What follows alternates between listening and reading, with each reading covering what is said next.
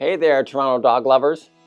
Libby and I are here. In this episode, we are hitting West Side WAGs, some of the city's best official off-leash areas. Hyde Park, Trinity Bellwoods, Stanley Park South, Coronation Park, Kings Mill, Humber Bay West, Marie Curtis, and Sir Casimir Gzowski Park. We'll explore each location, access history, and fun facts, plus a sneak peek at what's coming up next. Before we dive in, don't forget to hit the subscribe button and tap the bell so you won't miss any of the tail wagging adventures. Libby and I are happy to see you here, and stay tuned.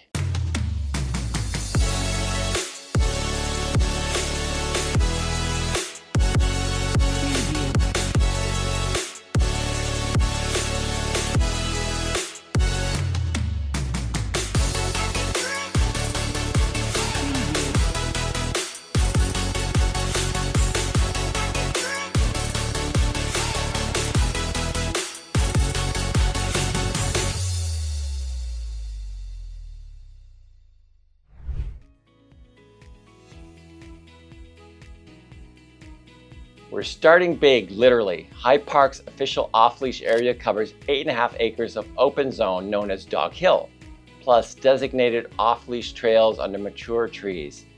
That makes it one of the city's largest, with a mix of natural and paved paths for year-round romps. You're right beside Hyde Park Station on Line 2 if you're coming by TTC, and there's on-site parking around the park roads when open.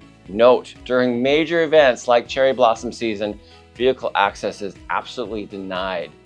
More on that soon. Need to pay attention, of course. This off-leash area sits near sensitive black oak savanna, one of Toronto's rarest ecosystems. So the city's been upgrading fencing and trail interfaces to protect nature while keeping the off-leash experience great. Some fun facts. Dog Hill is the social hub. Water fountains are available seasonally and shade is plentiful. The broader park includes the free Hyde Park Zoo, ponds, and Grenadier restaurant, handy for a post-walk coffee. Upcoming improvements planned: Phase 2 improvements to the Hyde Park off-leash area, new post and paddle fencing, and some trail changes are scheduled to roll out, with the city collaborating notes on 2025 and 2026 updates. Keep eyes on city notices before you go. Seasonal specials: the cherry blossom season turns Hyde Park into a spring magnet. Peak blooms typically lands late April and early May. The city and Hyde Park nature centers post updates each year.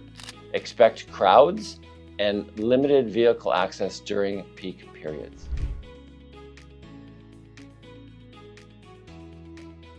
The Trinity Bellwoods Dog Bowl. In Queen West, the iconic Dog Bowl is a designated, unfenced, off-leash area sitting right in the park's natural bowl.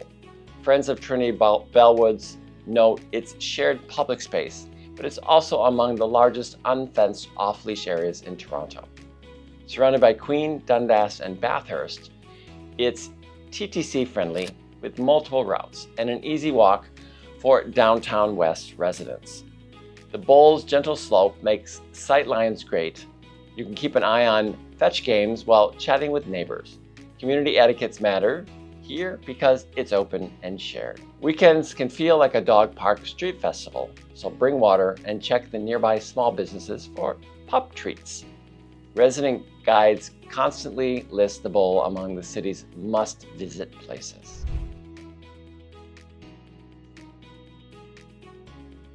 Stanley Park South off-leash area. Just west of Bathurst near King, Stanley Park South has a fenced off-leash area with benches and gravel surface.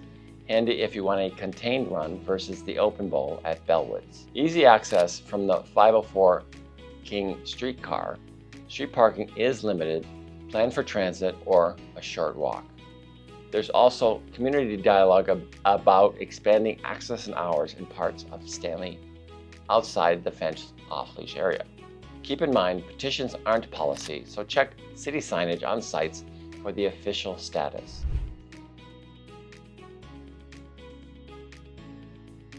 Coronation Park off-leash area at the Waterfront Exhibition Ontario Place. This may not be accessible at the moment with the Ontario line being constructed, but it's on the lakeshore just west of Bathurst and the X grounds. Coronation Park includes a fenced off-leash area near the water with seating and shade, great for summer evenings. Multiple local guides flag it for its skyline views and breezes. You're beside the Martin Goodman Trail, parking exists nearby, and TTC service runs along Lakeshore, Strachan, and the exhibition loop. The broader park is a living memorial lined with commemorative trees planted since 1937 coronation, a peaceful context for a pup play and a break by the lake.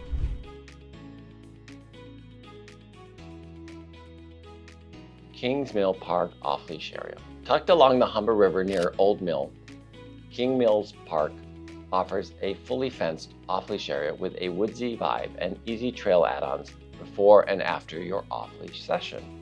Locals love it as a quieter West End alternative. Old Mill Station is your closest subway stop. Trails connect to the Humber system for longer leashed walks. Bring a towel.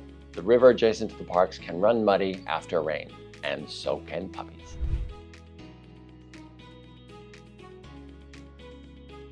Humber Bay West off-leash area. Welcome to Humber Bay Park West, a waterfront favorite with an official fenced off-leash area, shaded seating, and room to sprint.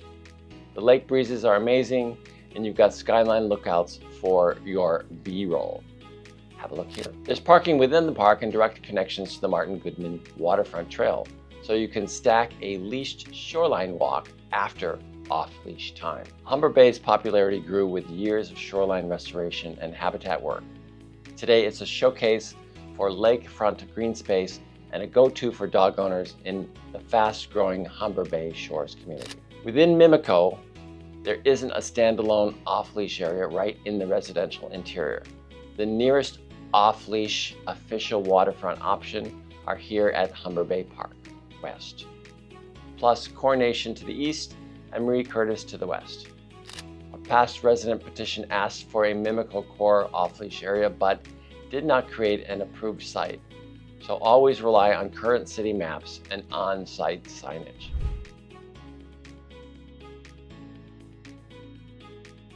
Marie Curtis Park off-leash area. At Toronto's southwest corner, where Etobicoke Creek meets the lake, Marie Curtis Park features an official off-leash area alongside a swimming beach, splash pad, picnic areas, and a big sky lake views, an awesome day trip spot with your dog. It's near Long Branch, so streetcars or GO trains. Trails tie into the waterfront trail if you want miles after the off-leash session. The park straddles the Toronto-Mississauga boundary.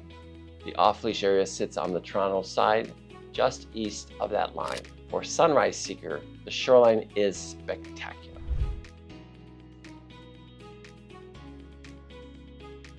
Sir Casimir Gzowski Park off-leash area. Just east of the Humber Bridge in Sunnyside, Sir Casimir Gzowski Park includes a fenced off-leash area, steps from the waterfront promenade. Great for a quick romp before a leashed stroll on the beach boardwalk.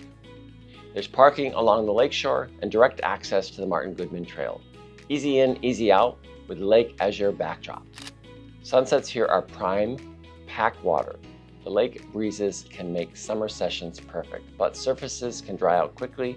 Watch for hot paws on peak heat days. What's coming? Toronto adopted a citywide dog off-leash strategy, a framework that guides where new off-leash areas go, how they're designed, and how existing ones can get upgraded. City materials in 2024-2025 reference dozens of active off-leash areas and signal more in the pipeline over the next few years. For the west side, the clearest near-term project is the Hyde Park off-leash area improvements, already mentioned. Always check with the city off-leash area page and project pages for latest site-specific news. Quick snapshot: Hyde Park off-leash area runs its Vales, 8.5 acres, open fields, and sign trail network, woods and shade. Mixed open and trail, partially fenced, managed edges. Trinity Bellwoods Dog Bowl, large, unfenced, designated bowl. Open grass bowl, social scene. Stanley Park South, fenced, benches, gravel surface, compact, urban. Coronation Park, fenced area with shade, lake breezes, Waterfront areas, special memorial tree rows. King Mills Park, fenced, woodsy, feel by the river. Humber Bay Park, fenced, shady, room to sprint, trails, skyline lookouts. Marie Curtis Park, official off-leash area, is a big designated park with beaches and trails. Sir Casimir Gzowski Park, fenced, waterfront, off-leash area by the boardwalk. Outside designated off-leash area, dogs in Toronto must be leashed, and fines for off-leash outside areas can be hefty. Check posted signs, keep vaccinations and city licenses up to date, and be mindful of kids and wildlife. That's your West Side Guide, from cherry blossoms at Hyde Park to sunset fetch at Humber Bay.